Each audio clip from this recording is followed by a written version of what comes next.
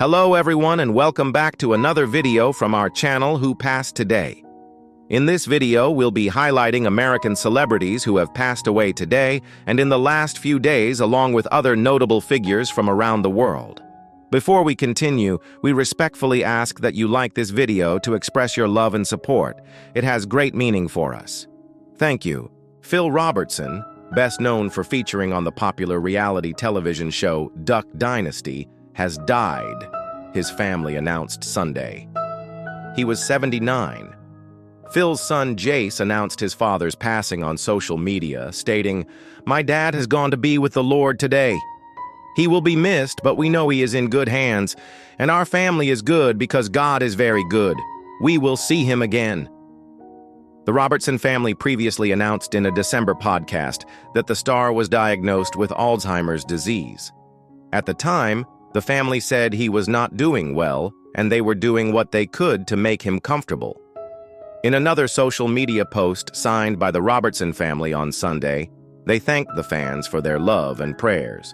They stated they're having a private service for now, but will share details in the future about a public celebration of his life. Marlon Lee, mentor, educator, councilman, father, and friend, has passed away. The news has left Clayton and the wider Smithfield community in shock. Marlon Lee wasn't just a coach. He was a pillar, a man whose heartbeat was for his players, his students, and his town. Clayton Comets Athletics shared a moving message. "We are struggling to find the right words tonight. Coach Marlon Lee was an incredible person who we have lost far, far too soon. We miss you so very much, Coach, and we will keep your memory alive forever." One former student wrote, "You were the best coach, teacher, and mentor, not just to me, but also to my daughter, and everyone who had the honor of sitting under your leadership. Your heart for the community was immense and greatly appreciated. There will be a significant gap without you." Coach Lee's life was defined by service to school, mentoring, and Smithfield, where he served on the town council. He was a Smithfield native, a Smithfield Selma High School graduate, and a student at North Carolina A&T and St. Augustine's College in Raleigh. He taught marketing and business education, coached hard, and motivated everyone. The town of Smithfield issued a statement saying, "His service and dedication to our community will never be forgotten. We request that you remember his family and friends in your prayers." From his fraternity brothers at the Smithfield Alumni Chapter of Kappa Alpha.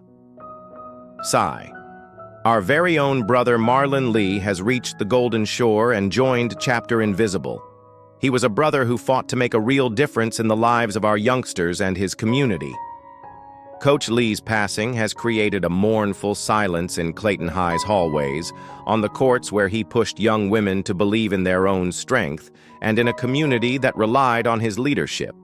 Marlon Lee, a coach, father, councilman, mentor, and friend, has left a legacy that will be felt for years in Smithfield and Clayton. Rest easy, Coach Lee. You taught us more than just basketball. You taught us to show up with heart, purpose, and love. You will not be forgotten. Sasha Jenkins, a respected journalist and filmmaker, has died at age 54 from complications related to multiple system atrophy, as confirmed by The Hollywood Reporter, known for his bold storytelling and deep connection to hip-hop culture. Jenkins made a lasting impact in both journalism and film. He started by founding a graffiti-focused magazine and later co-created Beat Down and Ego Trip with longtime friend Elliott Wilson, bringing raw, authentic voices to the forefront of urban media. Jenkins wrote for Spin Rolling Stone and served as music editor at Vibe, always shining a light on underrepresented talent and stories. His work transitioned powerfully into film, where he directed standout documentaries like Bitchin' the Sound and Fury of Rick James, Fresh Dressed All Up in the Biz, and the Emmy-nominated Wu-Tang Clan of Meeks and Men. He also directed Louis Armstrong's Black and Blues, calling Armstrong a true symbol of creative energy. Janine's voice was unique, powerful, and unforgettable. His legacy continues through the stories he told and the culture he helped elevate. Roger Nichols, the beloved songwriter behind timeless Carpenter's hits like We've Only Just Begun, and Rainy Days and Mondays has passed away at the age of 84. His longtime writing partner Paul Williams announced the news in a heartfelt tribute, sharing that Nichols died peacefully on May 17th, surrounded by his wife Terry and daughters Claire and Caitlin. Though no cause of death was given, the tone of the message reflected deep gratitude and reverence for a man whose melodies helped define an era of heartfelt pop music. Nichols and Williams first teamed up in the 1960s under the guidance of Herb Alpert at &M Records from the start. Their chemistry was undeniable. Nichols would compose the melodies, while Williams penned the lyrics. Their discipline and creativity quickly blossomed into one of the most successful songwriting partnerships of their generation. Among their biggest hits were I Won't Last a Day Without You and Out in the Country, which became a hit for Three Dog Night, but it was We've Only Just Begun, originally written for a Crocker Bank commercial, that truly launched them into music history. Richard Carpenter heard the ad, loved the song, and when Nichols revealed they had finished a full version, the Carpenters recorded it, and the rest became history. Although Nichols eventually stepped away from the industry, disillusioned by the changing music landscape, his work remained deeply meaningful to generations of listeners. In later years, he pursued a quiet life in Montana, focused on family fishing and building a home by a river. His personal dream come true. His daughter Caitlin remembered him as more than a songwriter, a violinist, a college basketball player, a jeweler, and a devoted father. He lived his life to the very fullest. She wrote, Paul Williams captured it best in his farewell, saying, "You brought love and beauty into this world, and we will never forget you." Veteran actress Malini Fonseca, who had become a household name in Sri Lanka, passed away at the age of 78. She died while receiving treatment in a private hospital. Malini acted in movies such as Aya Den Loku Lamek, Apeksha, Thushara, Selvam, Utpalawarana, and Istri.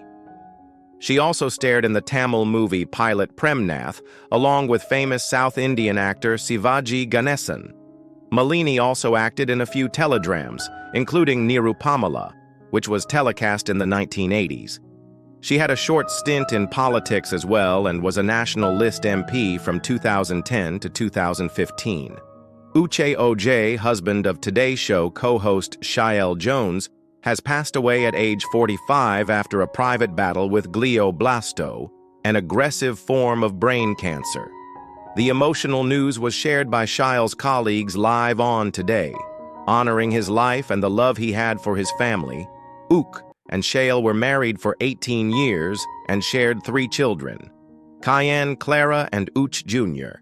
He was known for being a present, loving father, always at his kids' games, recital, and life moments. Shael, who stepped away from the show in December, thanked fans for their support during this personal time. Their love story began at Northwestern University and spanned over 2 decades, filled with deep family values and unforgettable memories. Ooch was not only a successful professional, but also a man of faith and strong Nigerian roots. The Today Show aired a touching tribute calling Oocha Shael's perfect match, a man of warmth, quiet, strength, and joy. His legacy lives on in his children. His impact and the love shared by all who knew him. British professional boxer Georgia O'Connor has died at the age of 25. O'Connor's promoter Boxer confirmed her death in a statement, calling her a true warrior inside and outside the ring. Georgia was loved, respected, and admired by her friends here at Boxer, the promoter said in a statement obtained by The Guardian. Our thoughts are with her loved ones at this difficult time. Ben Shalom, founder and CEO of Boxer, added on X, "My heart goes out to Georgia's parents and partner, who I know did everything they could tirelessly and are going through so much right now." O'Connor shared earlier this year in an Instagram post that she had been diagnosed with cancer after weeks of debilitating pain, and she said her concerns went ignored by doctors for more than 4 months. For 17 weeks since the start of October, I've been in constant pain, going back and forth between Durham and Newcastle RVI A&E, knowing deep down something was seriously wrong, O'Connor wrote on January 31st. I said from the start I felt it was cancer. I knew the risks. I have colitis and PSC, two diseases that dramatically increase the chances of getting it. I know how high my risk is, and they do too. They always did." O'Connor's post continued. "But not one doctor for the why, listen to me. Not one doctor took me seriously. Not one doctor did the scans or blood tests I begged for whilst crying on the floor in agony. Instead, they dismissed me, they gaslit me, told me it was nothing, made me feel like I was overreacting. They refused to scan me, they refused to investigate, they refused to listen. One even told me that it's all in my head. And now the cancer has spread." Despite suffering from ulcerative colitis and primary sclerosing cholangitis, O'Connor had been undefeated in her boxing matches since turning pro in 2021. Democratic reprise Jerry Connolly of Virginia has passed away at the age of 75, known for his decades of service to Northern Virginia and the U.S. Congress. Connolly was a respected voice in national politics. His career began on the Fairfax County Board of Supervisors before he was elected to represent Virginia's 11th District. In 2009, he recently shared that his esophageal cancer had returned shortly before announcing he wouldn't seek re-election. Connolly was praised for standing up for federal workers and speaking out on major issues in Congress. He played a key role on the House Oversight Committee and worked closely with leaders across both parties. Former President Joe Biden remembered him as a man of deep integrity who helped pass major legislation to support veterans and first responders. His colleagues described him as a tireless advocate for justice, fairness, and the well-being of everyday Americans. Even during personal health challenges, he stayed active in serving the people of Virginia. His leadership, commitment, and legacy will be remembered by all who worked with him. Jim Irsay, longtime owner of the Indianapolis Colts, has died at the age of 65. The franchise announced he passed away peacefully in his sleep. Ayers had led the team since 1997, inheriting it from his father, Robert Ayers, and first joined the organization in 1984. Under his leadership, the Colts won Super Bowl 41 with Peyton Manning and coach Tony Dooney, and later moved into the now iconic Lucas Oil Stadium. He was known for his passion for football, his love for the city of Indianapolis, and his efforts to support mental health causes. Ayers was also a well-known music and memorabilia collector, owning items from legends like Elton John and Muhammad Ali. He even formed his own rock group, the Jim Ayers Band. Despite facing personal health battles, Ayers remained active on social media, cheering for both the Colts and the Indiana Pacers. He has survived by his 3 daughters, 10 grandchildren, and ex-wife Meg Coyle. His daughters, who already hold ownership stakes, are expected to continue his legacy with the team. Veteran actor Michael Alimo, best known for his work in Space Jam and the Oscar-nominated film The China Syndrome, has died at the age of 86. He passed away peacefully on May 2nd in Burbank, California. His death was confirmed by his daughter, Gabriella Alamo Thomas. A longtime television executive, Alamo built a rich career spanning theater, film, and television, with a presence that left a mark on both classic cinema and network TV. Alamo began his journey in the arts studying theater at Brooklyn College, before joining Joseph Papp's New York Shakespeare Festival in Central Park in the early 1970s. He moved to Los Angeles, where he appeared in popular series like Cheers, The Wonder Years, Scrubs, and Hill Street Blues. His film work included standout roles in Mr. Mom, All I Want for Christmas, and the original Space Jam, where he appeared alongside Michael Jordan and Bill Murray. Beyond his screen work, Alamo was deeply involved in political theater and activism. During the 60s and 70s, he performed with the anti-war show FDA and worked with the Gut Theater in East Harlem. He is survived by his wife Louise, daughters Gabriella and Giovanna, and 2 granddaughters. George Coulomb, founder of the Texas Renaissance Festival and a central figure in HBO's 2024 docu-series. Ren Fair has died at the age of 87. He was found at his home in Todd Mission, Texas on Wednesday morning.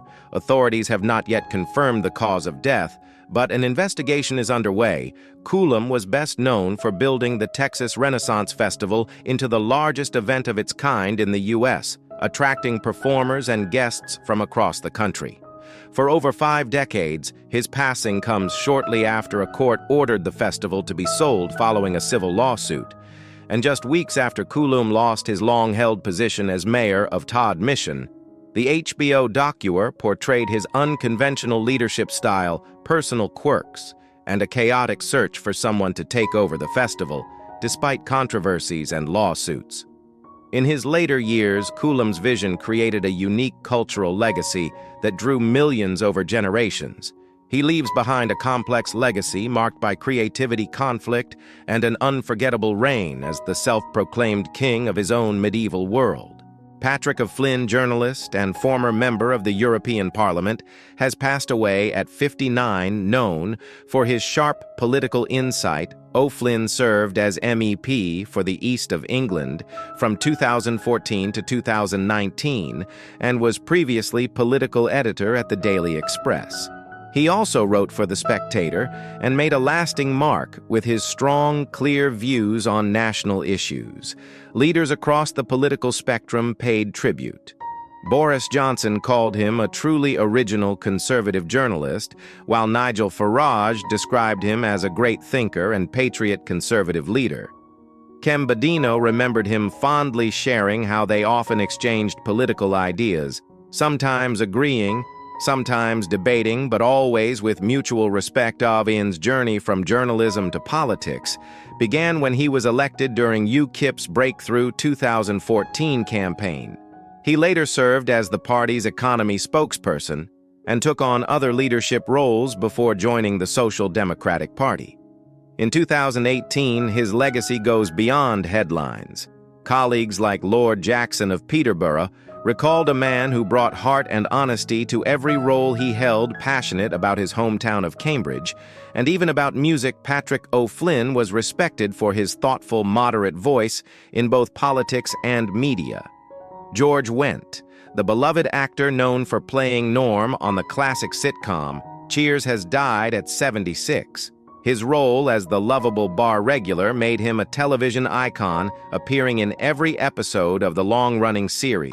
Norm's signature entrance and witty lines became part of pop culture, and Wendt's performance earned him 6 Emmy nominations. Born in Chicago, Wendt began his career in comedy at the Second City, where he met his wife, actress Bernarde Barat.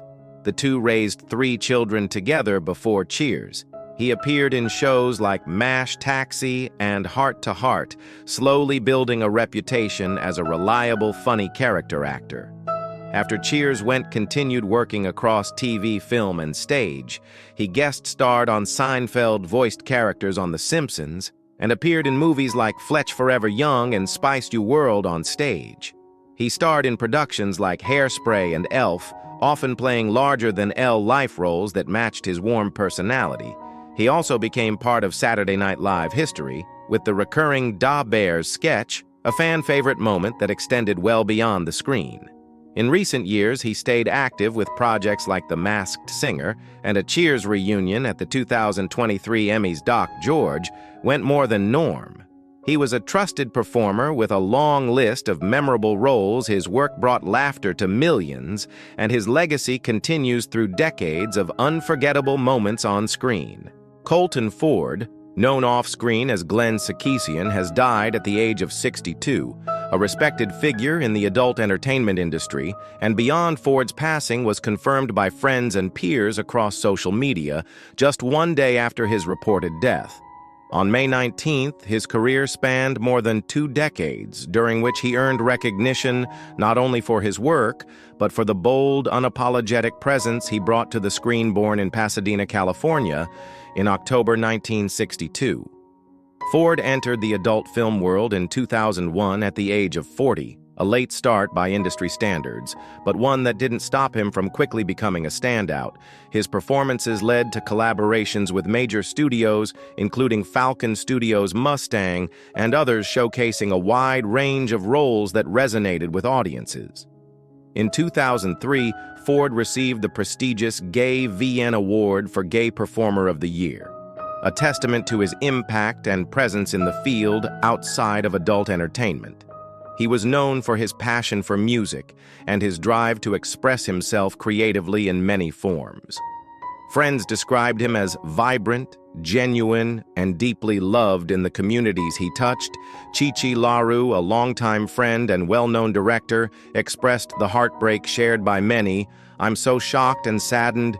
You will be missed. Keep singing in heaven. Ford's legacy remains powerful, rooted not just in his work, but in the authenticity and heart he brought to everything he did."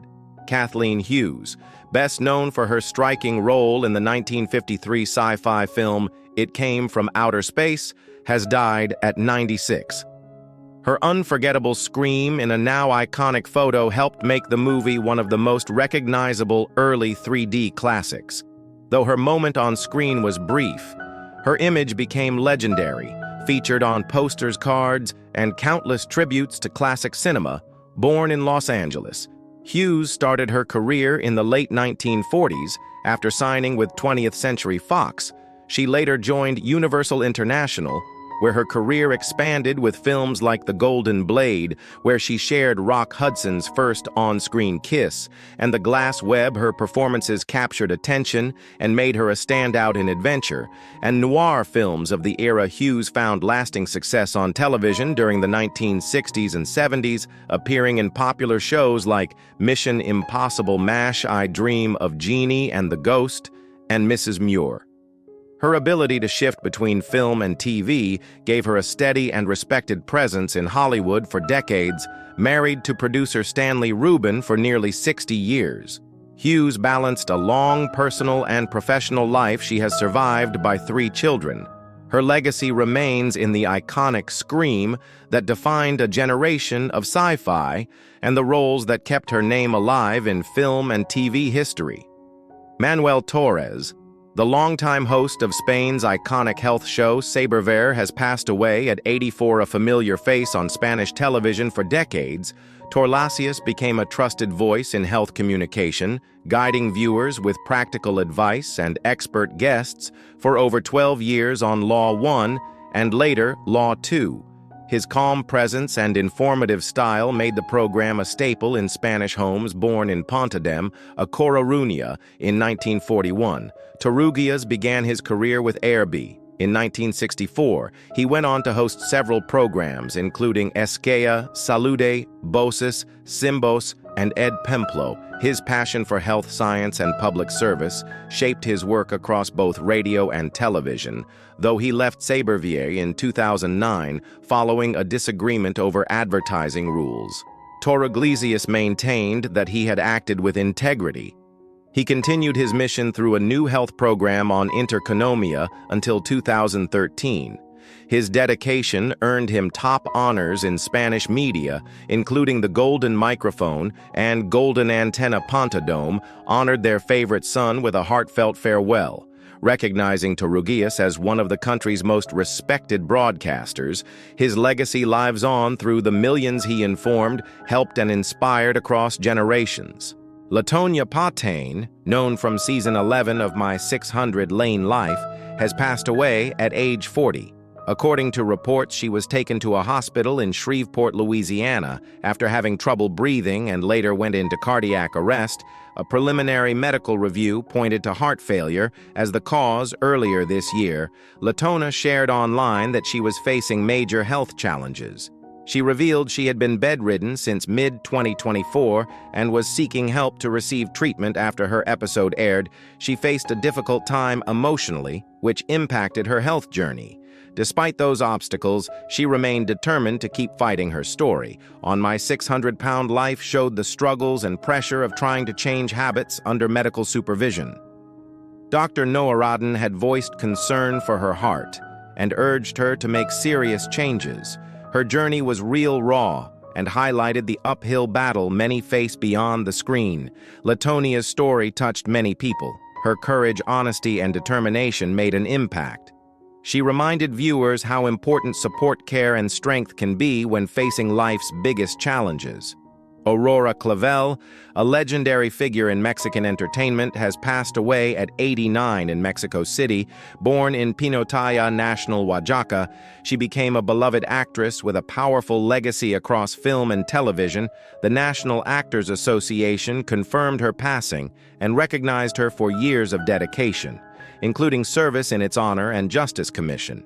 Her career was marked by over 60 films, 41 soap operas, and appearances in U.S. productions like The Wild Bunch, Pat Garrett and Billy the Kid, and The Mosquito Coast in Mexican cinema. She stood out in titles such as La Soldada and Vagabunda, earning respect from both audiences and peers on television. Aurora starred in hit telenovelas, including Soy Tu Duena Rosario, and I Don't Believe in Men, where her performances resonated with viewers nationwide off-screen. She shared her experience as an acting teacher, helping shape the next generation. She was honored in Oaxaca as Favorite Daughter of Pinotepa National and Woman of the Year, celebrating a lifetime of contribution to the arts. Aurora Clavel's legacy remains strong, and her impact will continue through the many stories she brought to life. Hager, guitarist, best known for his work with the band Rough Cutt, has passed away at the age of 67. His death was confirmed by longtime friend and Rat frontman Stephen Peary, who shared the news with Metal Sludge. While no official cause has been released, yet updates are expected.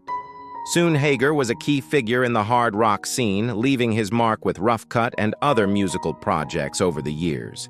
His guitar work and stage presence earned him the respect of fans and peers alike, and his legacy continues to resonate in the rock community. Metal Sludge expressed condolences to Hager's family, friends, and everyone touched by his music. Robert Benton, the Oscar-winning director and screenwriter behind Kramer, Vers Kramer, has passed away at 92 in Manhattan. Known for crafting emotional, character-driven films, Benton left an undeniable mark on Hollywood with stories that earned critical acclaim and multiple Academy Awards. His passing was confirmed by his assistant, closing the final chapter of a remarkable career that spanned decades and shaped generations of storytelling on screen. Benton won 3 Oscars, 2 for Kramer vs. Kramer, and 1 for Places in the Heart, and was the creative mind behind films like The Late Show, Nobody's Fool, and Still of the Night. He helped launch careers and elevated performances by stars like Meryl Streep, Sally Field, Dustin Hoffman, and Paul Newman. His early success came from co-writing Bonnie and Clyde, a revolutionary script that changed American cinema over time. He transitioned from writing to directing, and his passion for intimate storytelling defined his signature style. Even in later years, Benton stayed active in film and writing, earning honors from the Writer Guild of America and appearing in documentaries about Hollywood's evolution from his Texas roots to the heart of Manhattan. Robert Benton's influence lives on in the timeless films and characters he brought to life. Samuel French, the Texas-born actor who portrayed undercover FBI agent C.J. Robinson in Killers of the Flower Moon, has passed away at 45 after a long battle with cancer. He died in Waco, Texas, leaving behind a body of work that reflected both his talent and dedication to storytelling. Born in 1980, French grew up in Clifton, later moving to Austin and Dallas, where his acting journey began. His early credits included roles in Texas Rising, Fear the Walking Dead, and independent films like Pegasus Pony with a Broken Wing and The Pro Bono. Watchmen. In 2024, he appeared in the crime thriller Blood-Dried Hands, continuing to build a strong presence in dramatic roles. French's final performance was as Detective Bernard Crook in Towpath, a film praised by writer-director Paul Senior for French's raw intensity and passion. Senior described Samuel as fearless and fully committed to his craft, someone who poured everything into each role. He also remembered him as a proud father who spoke lovingly of his daughter. French's legacy lives on through his performances and the deep impact he had on those who worked with him. Peter D. Lax, a Hungarian-born American mathematician, passed away on May 16, 2025, at the age of 99 in Manhattan, New York. Renowned for his profound contributions to pure and applied mathematics, Lax's work spanned integrable systems, fluid dynamics, shock waves, solitonic physics, hyperbolic conservation laws, and mathematical computing. Born in Budapest, Hungary, Lax emigrated to the United States in 1941. He pursued his education at New York University, where he later earned his PhD under the mentorship of Kurt O. Friedrichs. During World War II, Lax contributed to the Manhattan Project at Los Alamos, New Mexico. Throughout his illustrious career, Lax received numerous accolades, including the National Medal of Science, 1986, the Wolf Prize, 1987, and the Abel Prize, 2005. He was also a member of esteemed institutions such as the National Academy of Sciences and the American Academy of Arts and Sciences. Lax's legacy endures through his significant theoretical advancements and the many students he mentored during his tenure at NYU's current Institute of Mathematical Sciences. Marianne Bernadotte, her forcefulness, imagination, initiative, endurance, and charm. These were the words used by longtime friend Carl Otto Verkelid to describe Marianne Bernadotte. And for all who knew her or admired her from afar, those qualities ring true. Marianne Bernadotte passed away peacefully in Stockholm at the age of 100. As Sweden's longest living royal family member, she leaves behind a remarkable legacy of art, philanthropy, and quiet strength. She began her life in Helsingborg with a passion for the stage, eventually studying at the Royal Dramatic Theatre School. Her early performances at Dramaten placed her alongside legends like Ingmar Bergman and Alf Sjöberg. On screen, she brought grace to beloved Swedish films like Kulagula and ETM. Yet for all her artistic accomplishments, Marianne's second chapter may be even more impactful. Her 1961 marriage to Sigurd Bernadotte, son of King Gustav I. Adolf connected her to generations of European royalty. From that point, her focus turned to service and advocacy. She co-founded the Sigvard and Marianne Bernadotte Research Foundation for Children Eye Care, a cause that remained close to her heart for decades. Even after her husband's passing in 2002, she continued their joint mission supporting research in childhood vision, dyslexia, and physical disabilities. Marianne's pursuit of knowledge never stopped. Earning a university degree in art history in her late 50s, she served with elegance at Nordiska Company, later representing Sabes worldwide. She was honored not only for her royal ties, but for her commitment to the arts and medical research. At her 100th birthday, she was celebrated not just as a princess or actress, but as a woman whose grace and determination inspired people across generations. She is survived by her 3 children and the many foundations and projects that still carry her name. As tributes continue to pour in, her legacy is clear in the children given hope, the artists encouraged, and the world she bridged with intelligence and warmth. Tributes to Marianne Bernadotte. Gerard Soterman, he knew how to smuggle truth into drama, said director Paul Verhoeven, reflecting on decades of collaboration with Gerard Soterman. Every script invited reflection. Remembered as the soul of Dutch screenwriting, Gerard Soterman passed away peacefully at the age of 88. Known for crafting stories that entertained, challenged, and moved audiences, his words helped define generations of Dutch cinema. From his early work on the television series Flores to the Oscar-winning adapted screenplay of The Assault, Soterman's influence spanned borders and genres. His partnership with Paul Verhoeven produced some of the nation's most iconic films. Turkish Delight, Soldier of Orange, and Black Book are just a few titles that bear his unmistakable signature. A gifted storyteller, he wrote not only powerful screenplays, but also scripted over 60 documentaries and contributed to comic books and television dramas. His work often addressed injustice and history with boldness and grace. Through the emotional weight of his narratives, he drove conversations well beyond the screen.